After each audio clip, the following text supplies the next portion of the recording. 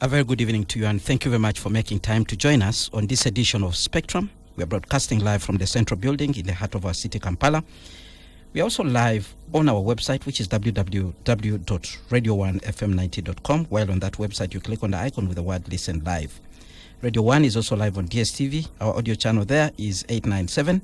We are also live on the different radio listening apps: TuneIn, Afro Mobile, Your TV channel, and Radio Garden. What you do, you go to the Google stores with your smartphone, download any of those radio listening apps, look for Radio 1 FM 90, and as long as you have an internet connection, you'll be able to listen to us from anywhere across this globe. There are two ways to contribute to this discussion. One of the ways is to send us a WhatsApp message. Use the number 0703-090-090. Tell us. It could be a question or comment, and the guests in studio will be available to respond to you. The other option is actually to call in, time allowing. I'll open the phone lines for you to do so. Today we'll be looking at the 27 years of universal primary education. What are the achievements, challenges, and opportunities going forward? My guest is the Honorable Peter Ogwang, who is the State Minister in charge of education. He is in particular in charge of sports, and he is also an MP representing Ngariam County in Parliament. Well, 27 years ago, we know the Ugandan government took a bold step to roll out universal primary education. The idea was to increase literacy among Ugandans. With time, there have been achievements made. However, there are challenges that have also persisted, and as a result, right now, people are asking questions about quality and standards. President Yoweri Museveni was one of those people who is not happy and says his idea of compulsory universal education was not fully realized. He has blamed school administrators for illegal charges that have partly contributed to children dropping out of schools. We are, however, told that this is about to change with availability of more fundings to the education and sports sector. Tomorrow and Thursday, we will be joining the rest of the global community to commemorate the International Day of the Education. And the Minister of Education and Sports has decided that it's time to reflect on the journey so far made under universal primary education. So Honorable Peter Ogwang and I will spend the rest of this evening reflecting on the journey that we have made. But as already indicated, we welcome your views because they will help us to shape the discussion here in studio. Good evening, Honorable Minister, and welcome to Spectrum. Thank you very much, Mr. Kenneth, and all listeners out there. Of course, like you've clearly said, my name is Peter Ogwang, Minister of State for Education and Sports, but of course, I'm here to represent the sector in line with the topic which we are going to discuss, and I think it's about education. All right. 27 years of universal primary education, Honorable Minister. What is there to celebrate? Well, first of all, I want to begin by reiterating our commitment in line with the policy of government that, number one, we have to carry on with education.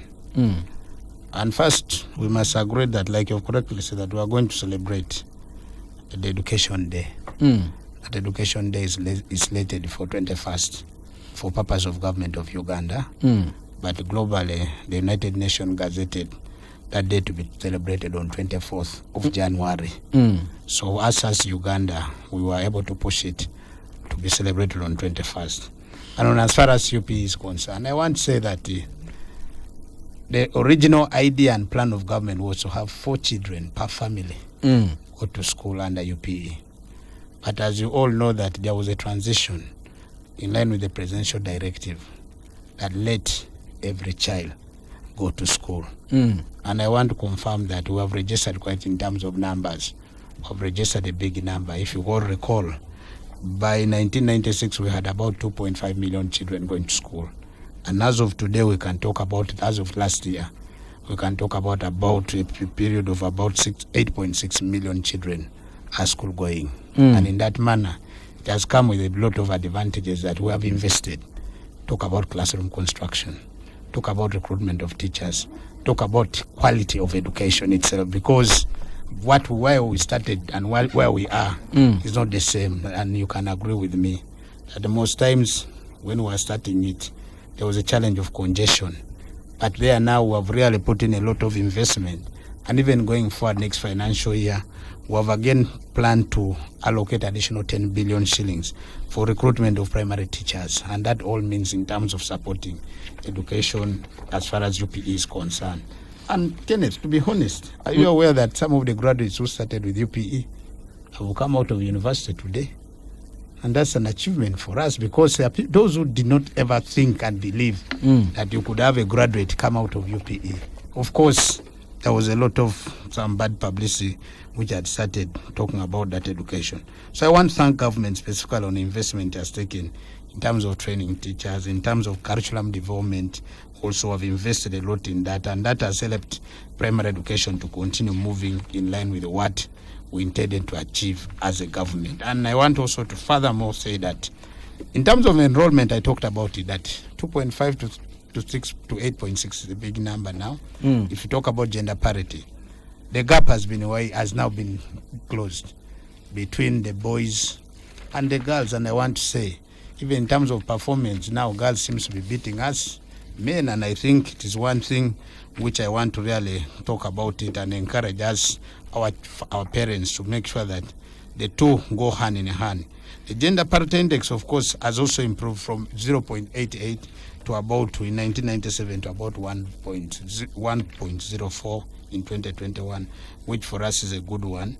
And as far as education is concerned, we can also talk about improved literacy rates. The program has helped a lot in terms of to make children really continue to go to school, and that has helped us in terms of having essential skills for personal and economic development, which was not the case before. Because if you remember very well, in Uganda, I think I'm proud to say about this, my mom never went to school, but she could be able to speak English. It was our area where some of us come from, where people are really going to school, and I'm proud about it. Let's talk about social equity. That also has been achieved in terms of children going to school, particularly those from disadvantaged schools. I can say I normally give my own family as a case study for one of my relatives. I can call him my cousin. My poor cousin produced about 19 children. So imagine if he was to pay school fees for all those children, would he manage? So this UPE has helped him that at least out of those 19 children, he has about 15 are school-going children. Of course, once in a while now, there are those specific things which is coming. Then, of course, it has also ensured inclusive education. Let's talk about persons with disability and special needs. This UPE has really coming to help that, and which I want to say commend government for what it has done. The economic impact is there. Talk about now the government programs. Some of these children, some of these people went through UPE. Like I said, they have now gone to reach university. Some of them, even if they have not reached university, will branch off. But they are able to read and write, and they are able to understand what is essential and what is not essential. And some of them help to explain to even their parents who maybe never got privilege to go to school. And that's very, very important as far as UP is concerned. So in the 7 years, I want to categorically say that this World Education Day, which we are going to celebrate on 21st, is entirely aligned to also a celebration of the 27 years of universal primary education here in Uganda. So for purposes of this, I think that's what I can say about the UPE. All right, and we'll start looking at some of the key issues that you've actually highlighted. Let's begin with enrollment. You actually say enrollment has increased. Well, people would say, thank you very much, enrollment has increased. But they'll tell you, reflect on the completion rate. Most of the children who start primary school do not complete P7, and that has been an issue of concern. People have been asking, where are all these children going? What is the plan of government to help these children? Why are they dropping out? At the Ministry of Education, have you bothered to find out what could be going on? First of all, there are several factors which you must discuss and take into consideration here. Like I always like talking about this when I'm actually talking to my people. When we talk about education in general, there are specific 4 or 5 factors which I want to address. Also, very important people who contribute to this.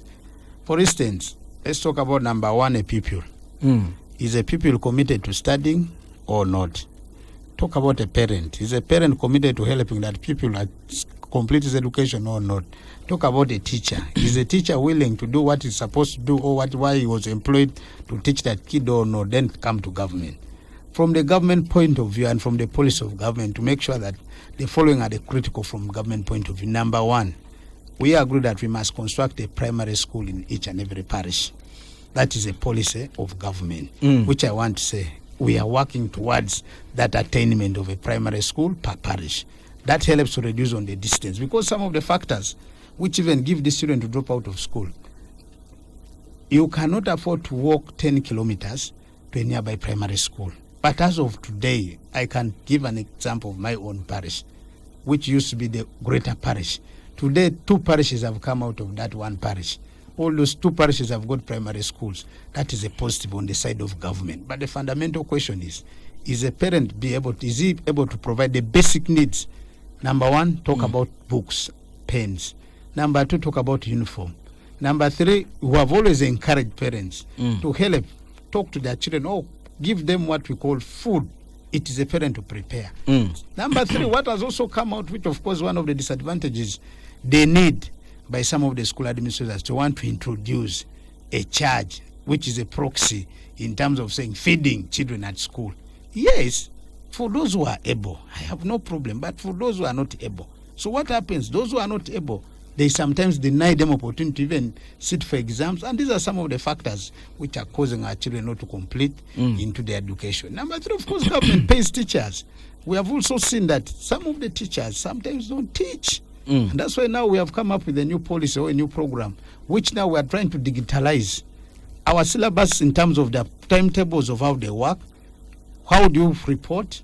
What time we are bringing the IT to help us also improve in that work, in that side of education. So as far as these challenges of completion, it is true, we are working to addressing specific challenges which are hindering the completion. That's why now we have said we are looking at compulsory primary education. The areas where have been a problem which people try to bring in charges was teachers' houses.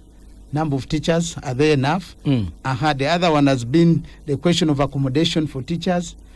Is it there? Because some of the teachers also, because you come from a hard-to-reach parish, there is no accommodation of teachers within that area. And I want to confirm, we submitted a cabinet paper recently, and we requested for almost about 3.5 trillion shillings as government, which I'm happy cabinet agreed that they should face this so that we begin to address the bottlenecks which are specifically affecting education in terms of those challenges you raised. We'll come to compulsory universal education at a certain point. In your response to the issue of dropouts, the completion rates, you raised the issue of parents probably not being in position to provide scholastic materials and the like. I don't know where you went for your primary education, but for me, during my time, I went to school, I found their books, and they were written on Government of Uganda, not for resale. And I also found textbooks, which were also there.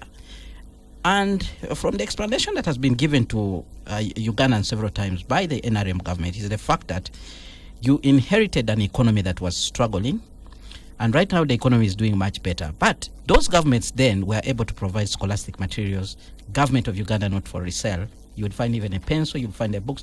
What makes it hard for you in the current context to provide for scholastic materials so that you can lessen the burden on the parents that you admit are not doing well? First of all, I want to remind you, Kenneth, that number 1, if we all go back to the statistics of 1996, how many children were at school? There were 2.5 million children who were studying. As of today, we came up with a policy and said, can we have all school-going children go to school? So we have, as of 2023, 8.6 children at school. You knew what was coming. I'm coming to that. Number 2, even then, at that time in 1996, how many primary schools did we have? Today, I can conservatively say, out of the 10,554 parishes in the country, I think, not to be exact, we might be having almost about 7,000 to 8,000 primary schools in the whole country.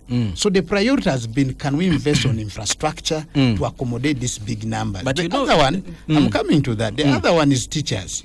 By 1996, I do not know how many teachers did we have at that time. But today, I want to say, we have over 300,000 teachers, and we are still recruiting more for purpose of us taking into account of this. So the question is, that government was buying books, so how many children? 2.5, but did they increase on the classroom? Did they increase on the teachers? Did they increase on what? on the people's... On the issue of the classroom, Honorable Minister, you and I know very well that there are some places in this country where pupils are still studying under trees. I once said this. You know that. Let me explain that.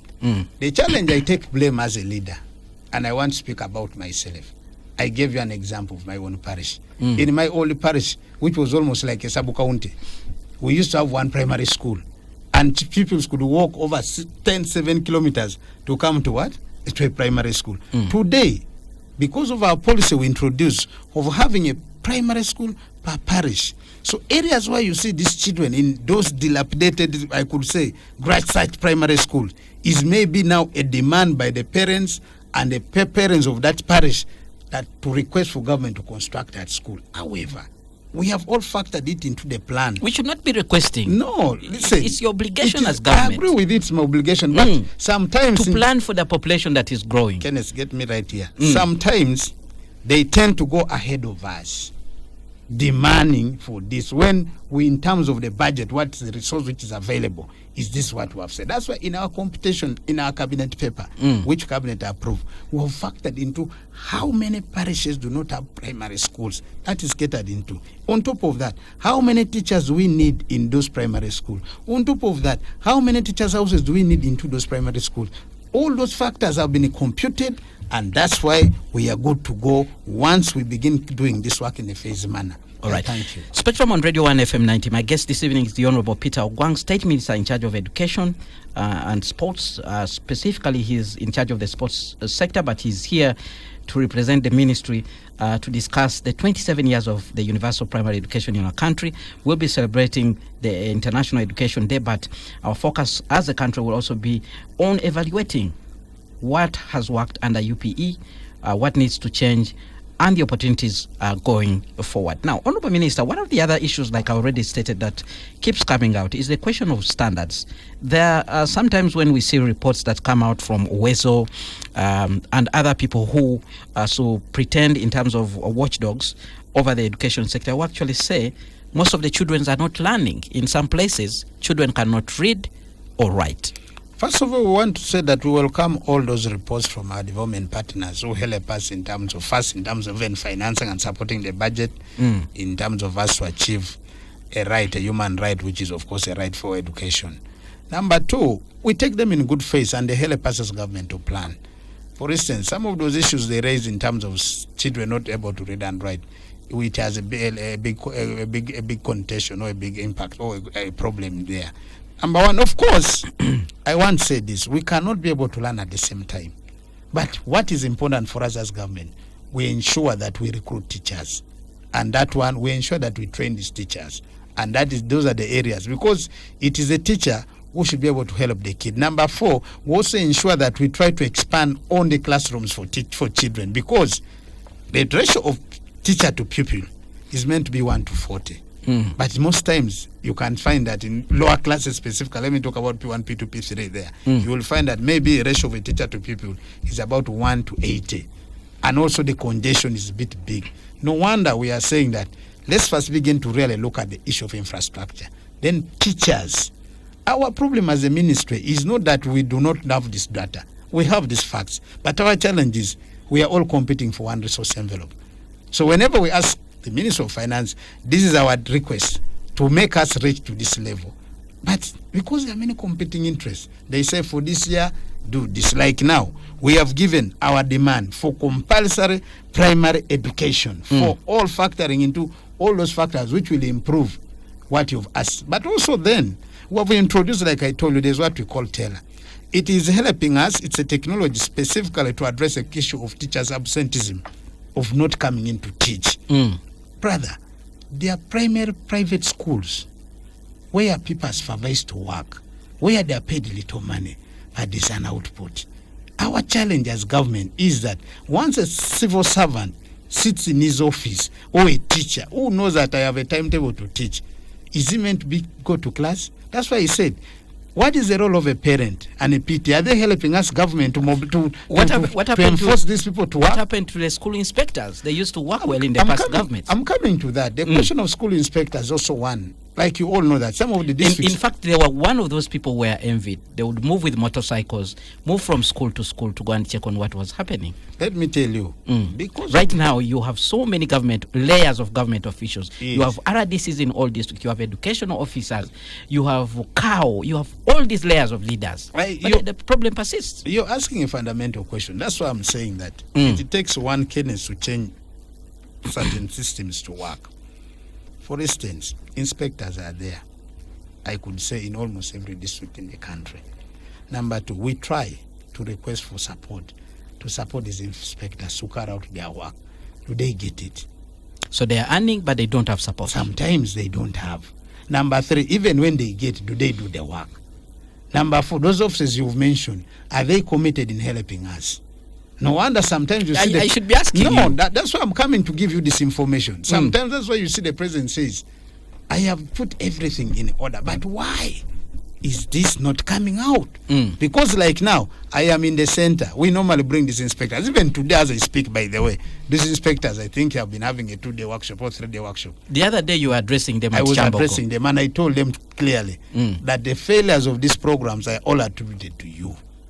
It's because you're employed, earning salary to help us look at what is going on and support these programs of government as far as education is concerned in this district.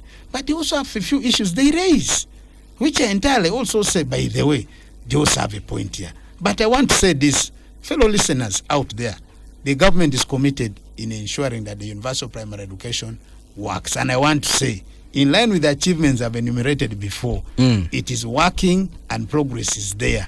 And I want to say, with the additional support which we've asked government to give us as a ministry, we will be able to move further. I thank you. All right. Now on the issue of teachers, well, there's been a complaint about recruitment, but now I hear you say you're going to recruit more, but there are also concerns about their welfare. You can recruit more teachers, but if they are not well catered for, they'll still not teach. There are issues to do with accommodation. Teachers in areas where schools are not as close to their homes, they have to struggle to move. What do you call that in your budgeting terms? Hard to reach areas. Hard to reach areas. Do you take into account the welfare of teachers, even as you plan to recruit more? First of all, I once said this, that the service gives the teacher what is entitled to when he gets his appointment letter. And as government, we have always provided what is within the appointment letter a teacher gets. That's why even you see, we have gone an extra mile to even zone the country to talk about hard to reach areas. And even that allowance is paid to those teachers.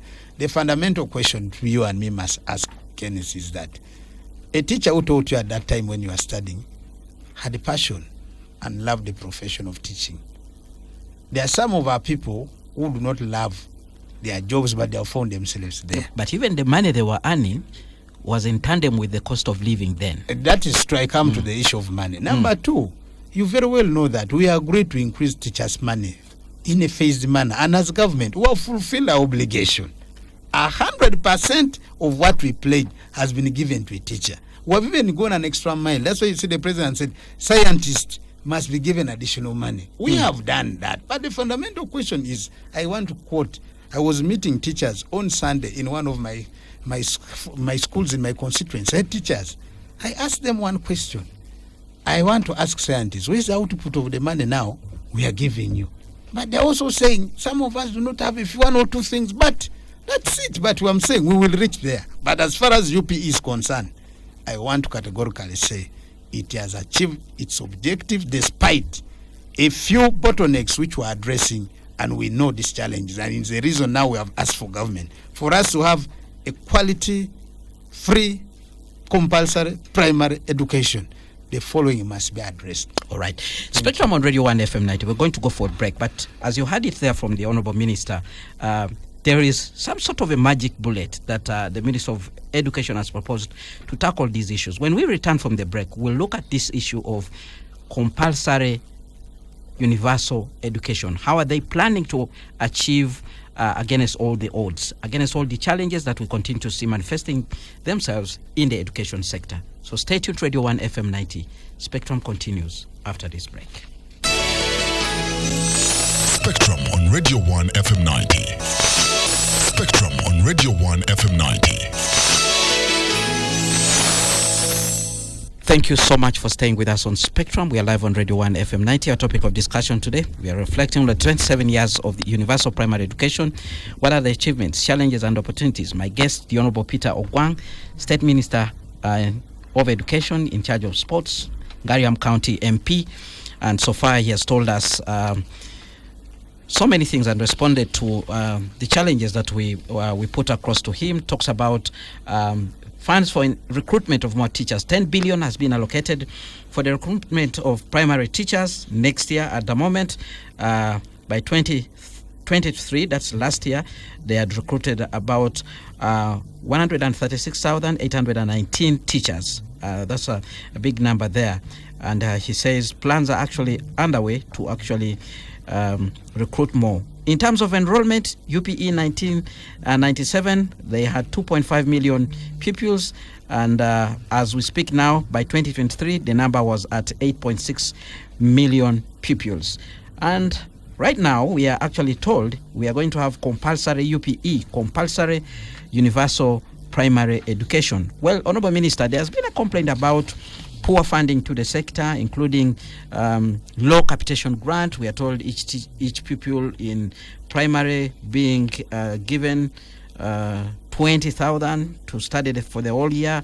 And these have been issues that have been raised by different stakeholders, pointing to the fact that the education sector is not well funded. Now, let's look at this universal compulsory primary education, which is going to be even a big task. How is it going to work? And what is that proposal that you've put before Cabinet? You've hinted on it a number of times. First of all, I want to thank the listeners out there and you, my brother Kenneth, for giving me this opportunity to explain to the country and specifically the listeners about the compulsory UPE. We have a 5-year plan, which we are going to have an investment of 309 billion per year. 309 per year? Per year. Over a period of 5 years. 5 years. All right. So this 309 billion is going to help us begin to look at the issue of us looking at the key areas which in our considered opinion have been a problem in attainment of the quality quantitative UPE. One of the critical areas we're talking about is we must increase on the capitation grant. Because as you know very well that has been an area where some of this capitation grant has been a bit little money. So we've come up and said, can we increase on the capitation grant? Number two, can we talk maybe can you explain what capitation grant is? This for is somebody the money which is specifically meant for, like, it is government school fees for a per pupil. So government has been giving 20,000 per pupil as school fees. As school fees. For a full year. For a full year. Oh so now we are coming to say that can we come up with a way of increasing this money to help us in as far as educating our children are concerned. However, I put this clearly. Be mindful that even when we do that, we are paying a teacher. All right. We are building teachers' classrooms. Are you getting me? I'm getting we are buying scholastic materials. Are you getting me? This is all the work of government. So some of this little money, of course, it is there. Also talk about sports, talk about water, cleaning. Those are the things which some of this money is meant to what? To handle. Which again, government even constructs pit latrines for these children. However, like you all agree that the number keeps on what? Increasing. And that's where we have a challenge. So for us who have said, if we are to address the bottlenecks in the UPE, let's have a teacher fully stay at school. Kenneth, are you getting me? I'm getting you. And that is one area where we need to achieve more. Number two, can we have the issue of the classrooms? Are they enough for these children or they are not enough? Here now we have computed and said, these children are too many. A parish without a primary school, can we have these primary schools be constructed in those parishes for purposes of us having a number which is commensurate to the teachers in that specific area? So that is where we are coming from. And that's what we're envisaging. With the effect of next financial year, we have already requested for the funds, and I'm happy. For purpose of recruitment, they are giving us 10 billion to recruit additional number of primary teachers. Because, public service had put a ban We cannot be able to give you a way to recruit when you don't have additional resource. Now, because of this, that money is coming in. So I want to request our people out there that please, government is committed in making sure that we have quality education for our children who are studying under universal primary education. And we are now going to say compulsory universal primary education, because we want all children to go to school. It is a right for you to have education according to the UN. It's a human right now. And as government, we are working towards attainment of that as one of our core objectives as a government. I thank you. All right, Spectrum on Radio 1 FM 90. Keep the comments coming. Honorable Peter Gwang will be responding to them. Honorable Minister, as part of commemorating International Education Day, we understand the events are actually going to take place at Kololo ceremonial grounds starting tomorrow. What exactly is there? And are members of the public allowed to come and interface with the players in the sector and even share their recommendations on how you can actually better the sector going forward? First of all, I would like to begin by thanking our technical people led by the PS Minister of Education and Sports that tomorrow in Kololo, that's the 20th, we are going to have an exhibition. And I want to call upon the general public to come in and see what we are going to showcase. It will be open to showcase the innovative activities which entirely are helping to in terms of the initiatives, projects and achievement which we have been doing as education sector in the country. So this is one of the ways we will be able to also explain to the people on what is all about education. Because sometimes there are those people who can ask a question. What you talk about education. There are those still who don't believe in what we are doing. And when we tell you today, in 1996, these were the number of what children. Today, in 1996, these were the universities we had. Today, these are the 40-something universities we have.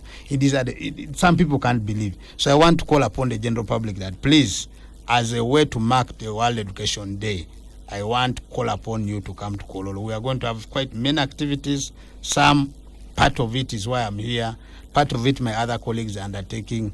And I want to call upon all of us to be there. Of course, we shall be able to carry out awareness, which is going to help us for people to understand the importance of education, communities and society, highlighting the role in achieving the Sustainable Development Goal. And particularly, of course, that's a goal for which aims to ensure inclusive and equitable quality education and promoting lifelong learning. These are some of the issues which we are talking about in the Education Day, and that one is one of the issues. The second one is advocacy. Tomorrow and going forward, we will also be able to carry out advocacy. Here we're also aiming to look at the efforts to mobilize political leaders for us to walk the talk, because it's not about us as the people who are in the sector of education. So that is also helps us in terms of achieving our day tomorrow. The other one, of course, the policy dialogue. This also is an opportunity for us when we talk about that day.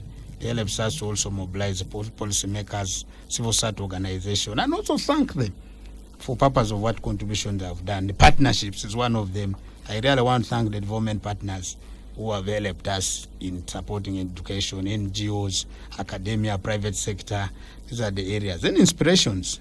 That day helps us also to really be able to inspire many individuals and community to take action to promote education. And like me here, I think I told people, my mother never went to school, nor did my father go to school. But today, I am what I am because they labored to take me to school. So I'm now an inspiration to many who see me, particularly those who know my background and what it is. And there are many out there who are like me. Of course, then monitoring progress. The day like that also will help, like tomorrow's. It can showcase how far we have come, how far we are going, and what plans we have. Today, like I think ever since I joined the education sector, I want to say, if you look at the innovations these children are bringing in these universities, my brother Kenneth, it is serious. You find a kid now coming up with an application which would be costing government of Uganda billions of shillings. And I want to talk about AIMS. AIM is one of those applications which was developed by our own children from Chambogo University. So I want really to say it's very, very good. And overall, the International Day of Education serves as a reminder of the transformative powers of education and the collective responsibility to ensure that all individuals, regardless of their background or circumstances, have access to quality education. And those are the areas which I want to say. The main activities, please feel free and join us tomorrow and 21st, because 21st is the D-Day when we shall be commemorating the day and we will be able to have additional activities. Well, Honorable Minister, just one other issue that I wanted to ask you. We have an education review commission that is going on, True. Which will have serious implications probably on how the education sector moves forward. We have a situation where you are also planning to roll out universal compulsory education. Which one will feed in the other? First For of all, purposes of proper planning. First of all, I want to appreciate that it is us who commissioned that education review to help us begin to look at the education we have today and the education we have tomorrow. When we talk about, I know and we know, part of the issues which are going to be raised from that white paper or from that commission is already some of the issues we are beginning to address. Shouldn't we wait? And the question where we shouldn't wait, because about the budget and the planning cycle, time goes. Is it not about 2026 general elections? No, really, Honorable, please, let's talk Minister? about. I've had people saying you're rushing this. You're likely to misguide the entire sector simply because there's an election coming. No, we don't plan for elections, but it is true we give a manifesto which gives our plan for purposes of us going through as election, as a manifesto. But I want to say this: our planning is in line with the vision. The National Development Plan. And we are saying, shouldn't you wait for the experts that you tasked to review the education sector to report back and tell us whether we need compulsory free education or not? Let me tell you this. Should we wait for a parish to be constructed a school when it is within a policy? No. Should we wait for additional teachers when it is one of the problems we had identified? No. Should we wait for additional classrooms? Those ones have to continue going. There are other bigger policy issues which I can say we will be able to handle that. But as far as these basics are concerned, all right, parish without a primary school, it's a policy. Limited number of teachers, or few teachers we have. The other one is the desire for us now to really look at that. We need every kid to be at school, and all these impediments which have been affecting these kids from achieving the objective of us having education as a human right are clear. Those ones, I want to say this, we are good to go. When you go with that kind of message to Ngariam, doesn't it grant you a re-election? That one, of course, gives me automatic vote, because now I am on pressure. First of all, as being a minister in the sector, they say there's no primary school in this parish. What do you have to say? Now here. So you agree that is music to the voters? Yes, now here I'm interested in making sure that I deliver this parish. It is a policy we committed. All right. As Ugandans will be following you closely. But also, what is wrong to see how you implement this. But what is also wrong we hope there will be no politics in it. But also, what is wrong with us to talk about the politics of it at the end of the day? Because a government is elected to fulfill its aspiration and manifesto. So for now, if it at the end of the day it solves the politics, what is the problem? For me, who is in politics, I don't suppose the government in power, I say it is okay. We are working. I will actually be interested on the alternatives also. Unfortunately, I have not seen one yet. I thank you. All right, we have comments coming in from the listeners, and I'll begin with this comment. Spectrum, thank you for this program. Kenneth, education is indeed an area I think our government is neglecting. This government has killed public schools that made most of us who we are today. Private schools are thriving, but not many can afford. The Speaker talks of increasing infrastructure. Can he demonstrate in numbers since 2000 how many public schools have been improved by the government and not PTA? Another point, retention is a real issue, and while the Speaker mentions factors such as parents' commitment, the question of teaching quality, especially in rural Uganda, is a big problem and something that everyone should be concerned about. Now, those are some of the points that are coming in from this particular listener. He raises issues of infrastructure. He's asking you to tell us where public schools are, where they have been improved since 2000. He's raising the issue of retention, and he's also saying how you've killed public schools. Private schools are thriving, and they're very expensive for many Ugandans. Very quickly, would you like to respond to him, even before we go to the other point? First of all, I want to put this clearly.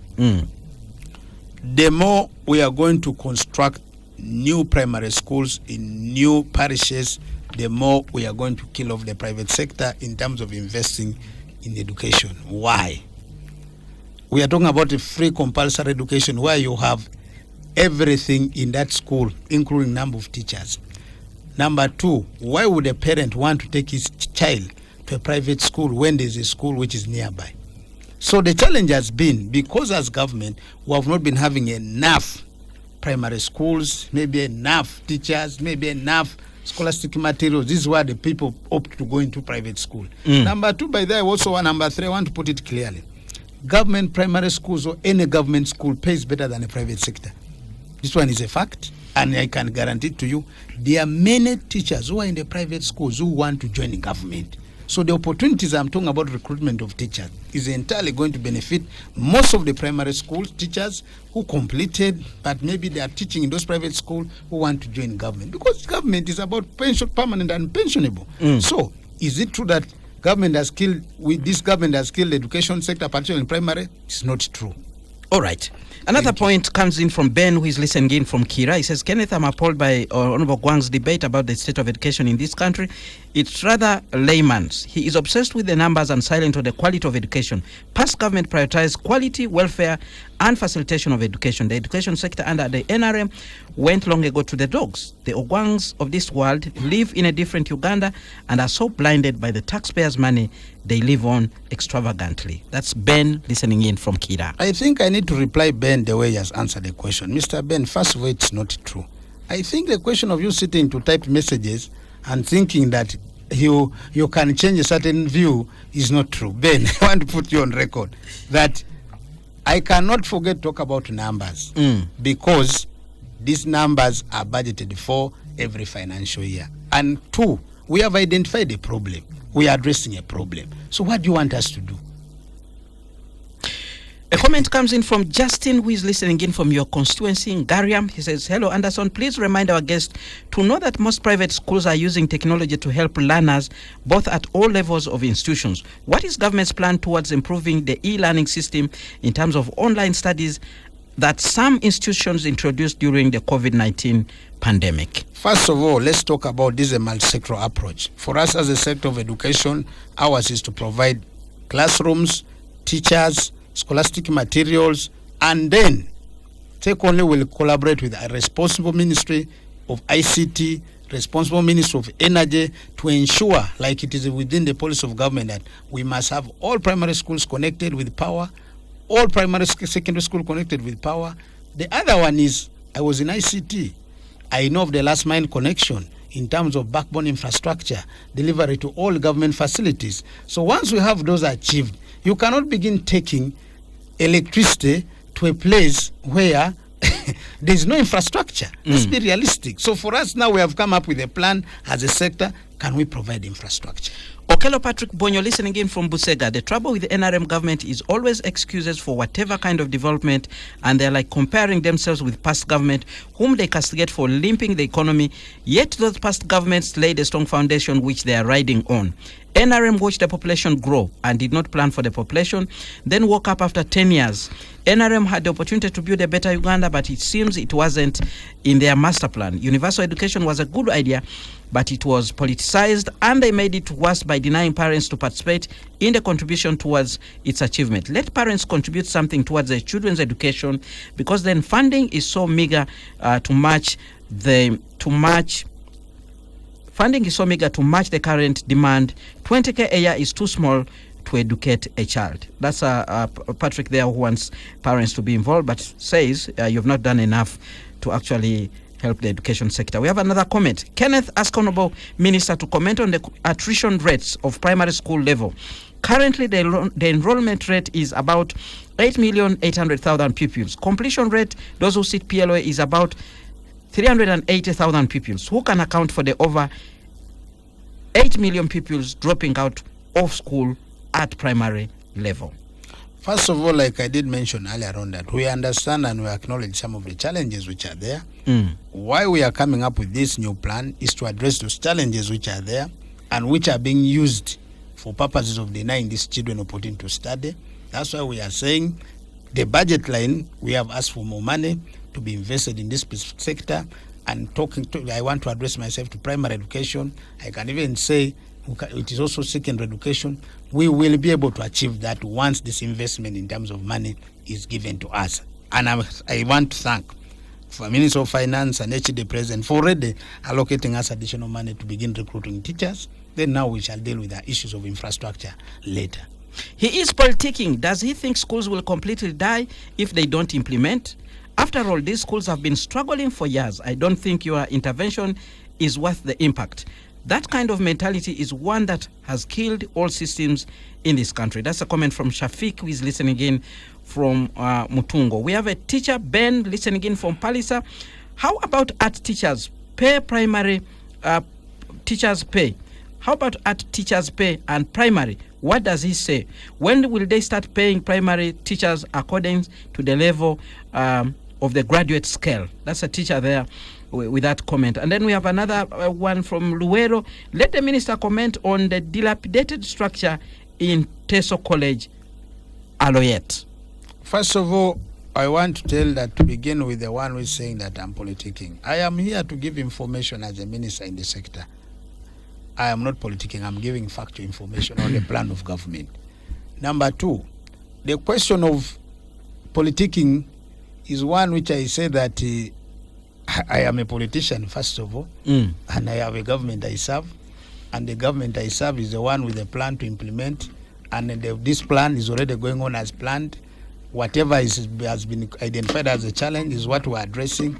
So I want to call upon you, fellow listeners out there, that please, the NRM government is committed to addressing the challenges of education sector. The other one of Teso College Aloyet, first, I want to make this clear that we have a program which is targeting to rehabilitate all those great old schools, and Teso College Aloyet is one of them. If I'm to remind you, you can even confirm with the head teacher at Teso College Aloyet.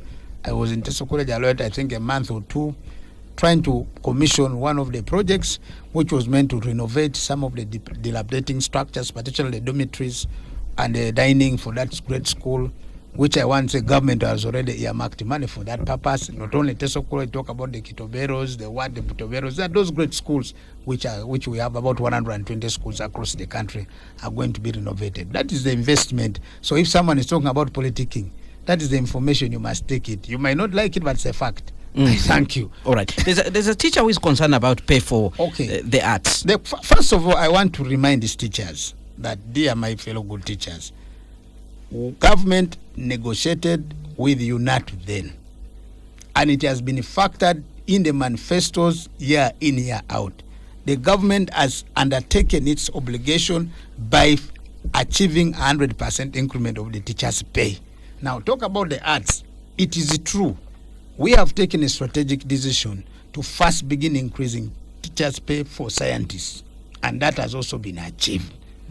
As the country continues to generate more money, you never know, that decision will also come to increase money for the arts teachers. But as of now, we are addressing the bottlenecks which have enumerated, which we have been discussing while here, that we still have a lot to achieve in terms of improvement of our quality UPE education. All right, the last comment coming in. I wonder how different compulsory education is from the current UPE. I think it's the same thing.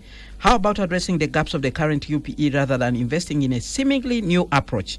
As a country, we need to rethink our priorities. Honorable Minister, you respond to that comment and also share your parting shots as we come to the end of the show. First of all, I want to remind all our listeners that what we are investing in the compulsory UPE is entirely that we have identified the challenges, we are addressing the gaps which have been existing to make it better. And after that, we are making it compulsory that all school-going children must be at school. They should not be at home. Because, for instance, a new parish which didn't have his primary school will get a primary school. What's wrong with that? So I want to thank all our listeners out there, but say the following. The exhibition, of course, is going to be there, and we shall have a scholarship desk available.